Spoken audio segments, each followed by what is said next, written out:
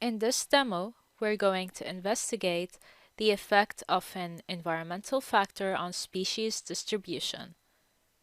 In the previous video, we defined both random sampling and systematic sampling techniques. So now we're going to learn when and how to use each one. So let's start. Let's say we want to investigate the effect of herbicides on the distribution of dandelions on a lawn. Suppose that this is our field and the white circles are the dandelions. The first thing we need to do is to write a hypothesis. A hypothesis is a precise, testable statement of what the researcher predicts will be the outcome of the study. So in this case, the hypothesis is there's an effect for the treatment with herbicides on the distribution of dandelions on a lawn, meaning you're predicting that herbicides affect the number of dandelions on a lawn either by increasing or decreasing it. That's what we're going to test. The second step is to choose the appropriate sampling technique based on the proposed hypothesis. Random sampling, meaning selecting individuals by chance, or systematic sampling, which is a non-random sampling method where samples are taken at regular intervals. So in our investigation, which sampling technique is more appropriate? Yes, the random sampling technique, since we want to investigate the distribution of dandelions on a lawn without introducing any sampling bias. The sampling area has no clear pattern to the way the dandelions are distributed, as you can see here. Now for step 3, choose a suitable sample size for statistical analysis. Actually, a large sample size will minimize the effect of anomalies and give more representative measurements. So a minimum of 10 quadrats or random 10 coordinates are required to maintain accurate results, which will be discussed later on.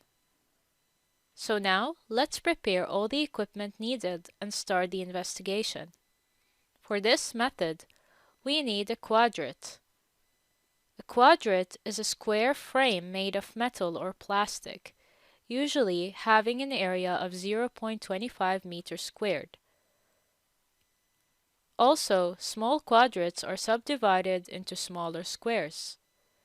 We also need 2 tape measures, a pen, a paper, and a random number table or a random number generator, such as a calculator or a phone.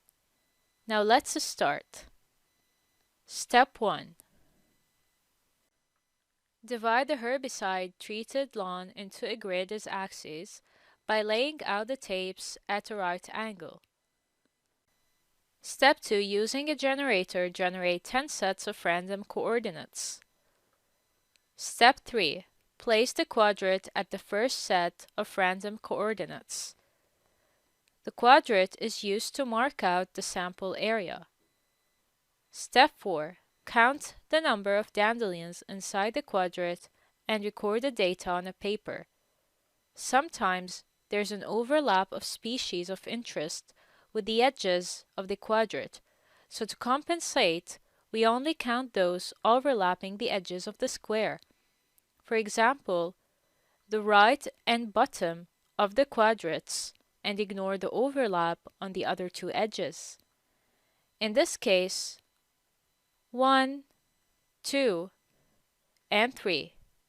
I count this last one since it overlaps with the bottom edge of the quadrat. I ignore this one overlapping on the left. Now, you should repeat steps 3 and 4 for the other 9 sets of random coordinates. Now step 5, repeat the whole process at the untreated lawn with herbicides. And step 6, add up the total number of dandelions in each site. Actually, you can also estimate the percentage cover of dandelions.